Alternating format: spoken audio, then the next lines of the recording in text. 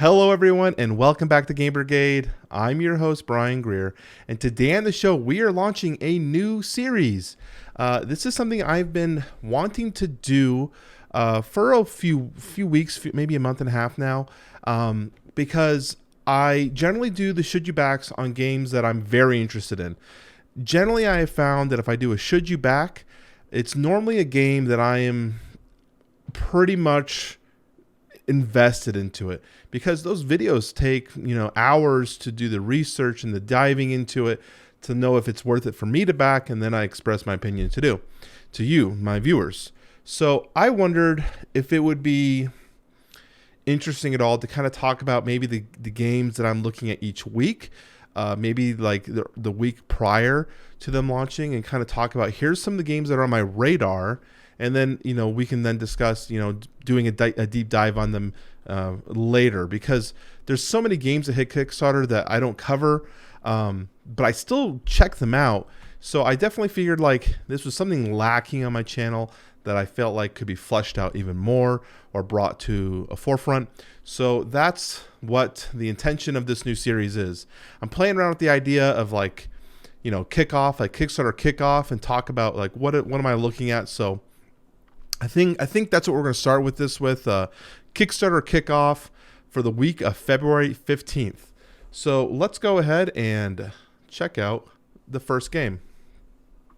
So the first game I'll be looking at, and because these are all pre-launch games, they're not going to be obviously Kickstarter. So we're going to be taking a look at the Board Game Geek page for these. So the first game that we have here is Bloodstone.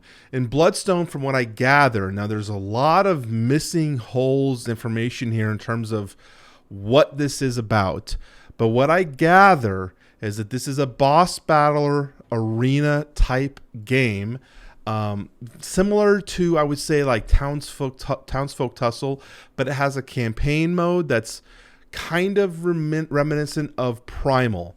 So if we take those two games and let's mishmash them together, I think that gets us a better idea of what this game, to me, is at least giving me an initial impression.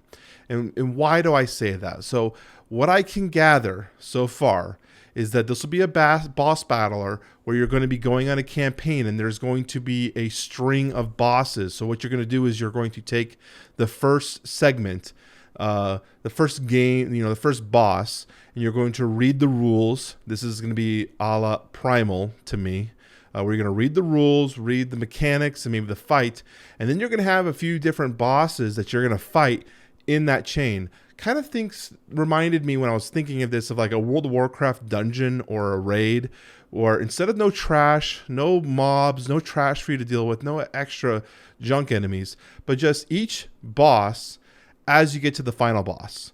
So, and then once you defeat that final boss, you'll get loot, you'll get your gear, and that unlocks the level 2, and you'll continue that. So that kind of reminded me of Primal in the sense that, you're going to have your lower monsters till you get to the big monster. But then it reminded me of Townsfolk Tussle, where you're going to have the minor bosses as you compete and you get gear as you fight your way to the upper boss. Now, what I don't know is if it's going to be kind of like a gladiator system where like you're in the arena, first boss comes in, you fight it.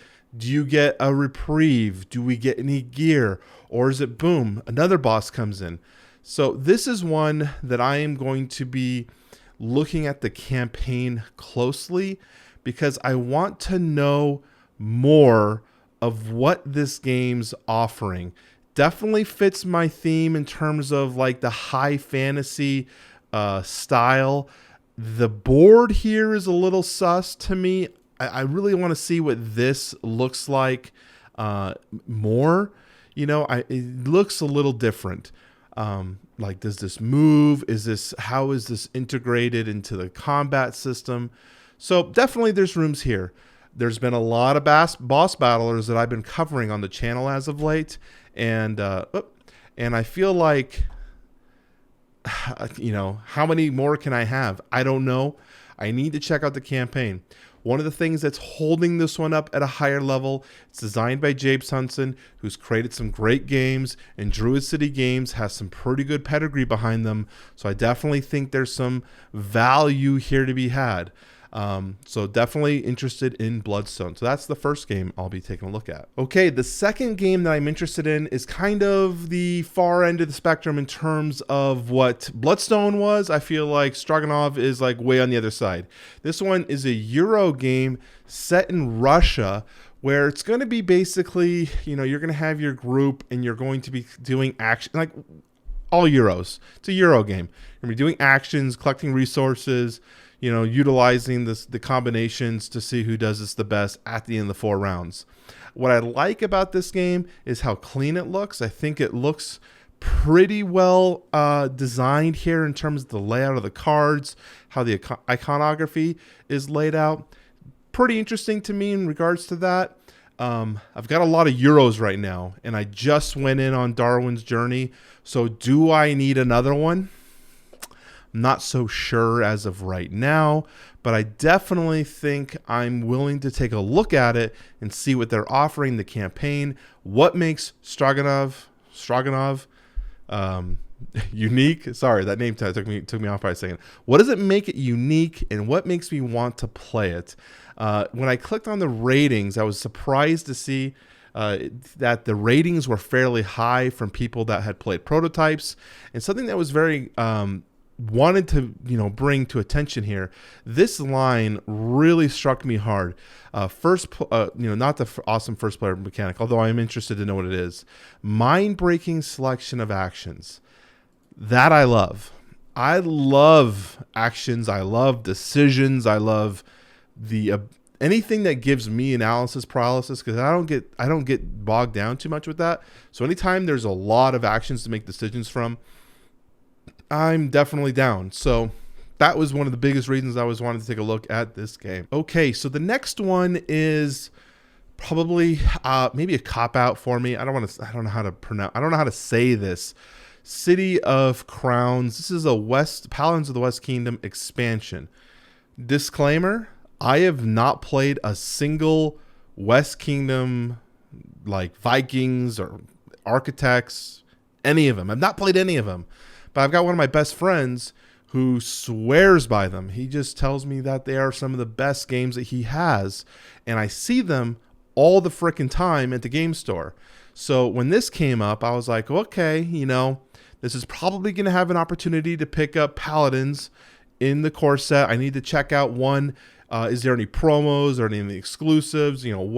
What's going to set this apart for me in terms of just picking it up at a retail if I chose to do that instead, or whatnot. But I'm curious about this one. So this is one that's on my radar, but I'm not too sure if it's one that I'm actually going to back or if I'm going to just pick this up at a retail later. So let's move on. The next game was Terraforming Mars, the Eris Expedition. Now, this is one that I initially wrote off because it is not an expansion of Terraforming Mars, thankfully, because I have every expansion Terraforming Mars, and there are a lot of expansions to the point where people are like, let's cut out 3 expansions because there's too many. So I don't even think I've ever played the game with every expansion of Terraforming Mars. So when I heard that Terraforming Mars was having another release, I was like, oh no. But it's a standalone card game that's supposed to emulate the experience of Terraforming Mars, but not at such a high level or a time commitment level. You'll see here it says playing time 45 to 60 minutes, 1 to 4 players, and you're supposed to get that kind of experience here. I mean, they have a lot of the similar mechanics in terms of way it looks, in terms of the card layout. Where's the card layout? I think right here. They got a similar idea. Cards look the same, so we're going to be able to play. If you've played one, you're easily going to play the second one. So this one's going to be interesting to me. Again, though, with all Terraforming Mars products, with Stronghold, I believe Stronghold Games, right, makes this game. Oh, geez, what did I just do? Of course, as soon as I'm trying to confirm something. Yeah, Stronghold Games. Anytime I'm looking at their products, majority of the time they're going to retail as well. So I want to know what is going to set this apart for me, for backing it.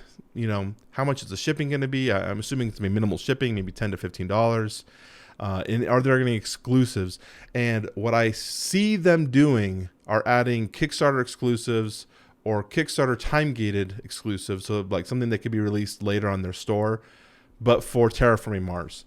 They do that quite a bit. They usually do some sort of exclusives for something. So I'm curious of what this is going to be to entice backers. So that's something we can check out later. Okay, here we're into the, like, we're going deep. Like, we're deep here. So generally, I am usually pretty finicky or fickle on backing first-time publishers or new companies. I want to see some pedigree, just because when you're spending as much money on Kickstarter as we all do, when your dollar is valuable, it's sometimes harder to take chances. But I'm a big person about theme. So the next two games have theme that is enticing me enough to be like, okay, I'll see what you have. And then you're going to have to sell me on the game. You're going to have to prove to me that you've understand the risks and the warnings for a Kickstarter. So the first one, now forgive me if I'm pronouncing this wrong, but I think it's Lawklivya. I don't know. Vengeance. We're going to go with that. Vengeance. Lawklivya, something like that. So this is going to be a game where it's going to be a cooperative game, but I think there's a little bit of like competition in this as well, where people are going to be building up a castle and protecting it from monsters. And then if we survive long enough as a group, at the end of the round or end of the game, we're going to be defending our castles from some sort of a monster or some sort of mythical creature. So you're going to be upgrading your workers. You're going to be getting resources, a la carte standard, Euro game stuff where you're going to be getting things, but then adding on this theme that's not very common in a resource gathering game. It's definitely on my radar. Definitely not sure if I'll back it, but willing to take a chance to at least look at it. And the last one is Silicon Saga, Wreck of the Andromeda. And this is a dungeon crawler set in space where the player is going to be going through the dungeon aboard the Andromeda. And obviously we're going to be running into things that aren't supposed to be there. Maybe crew, maybe monsters, maybe hazardous elements. I like the theme of this. I like the idea behind it. I have so many dungeon crawlers that are either low fantasy or high fantasy. I want more sci fantasy. I'm huge in terms of space. Remember, guys, I love spaceships. I love space. I got ships all over my freaking house. So whenever I have an opportunity to relive, like, there's one game, I can't remember the name of it, but it's like you go aboard a spaceship that had, I can't remember it. It's old game where you go on a spaceship. Now I want to pronounce it. Now I want to think of it. You go on a spaceship and you're exploring it. Super old. Not going to go any further than that. Video game. This reminded me of that. Again, though, first time publisher, no pedigree, and the art assets are not as exciting as I'd like them to be. I definitely think this campaign could come back to Kickstarter with some updated assets or updated cleanliness. This is very cluttered to me in terms of what am I looking at as a player. I think this Peacekeeper thing down here is very cluttered. I think there's things to this campaign that are interesting, but there's definitely things to this campaign that are red flags. So I'm going to watch this one closely. Most likely I'm not going to back it, but I would love to offer my advice to Rusted Gear Games in terms of what they can do to maybe improve this game if they decide to bring it back to Kickstarter.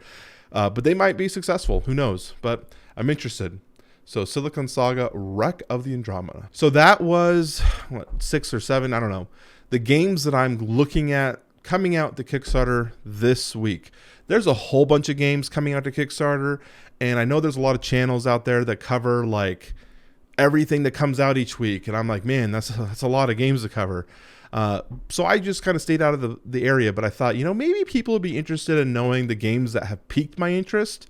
And then we can actually take this further and maybe do more should you back it, talk more about them. I don't know.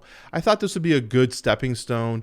in terms of the channel. I think the kickoff series might be a good starting gate. What I want to know is your guys' thoughts. Is this something that you want to see more of, or is this the kind of direction and content you would like for Game Brigade? I would love to know what you guys think. Anyways, we still have our giveaway going on for Oathsworn. So if you're still here looking for that giveaway entry, look no further. You are good to go. To be entered into that giveaway, remember, you must be a public subscriber to Game Brigade. That means you have to go to settings, set your subscriptions to public. That way, when the giveaway runs, it is notified that you are a subscriber, because otherwise there's no way to know. And then you must comment on this video. Every time you comment on one of the videos, it adds the entry. So for this video, we're going to do hashtag. I was going to change it, but I'm going to go back to what let's do kickoff. Let's do hashtag kickoff.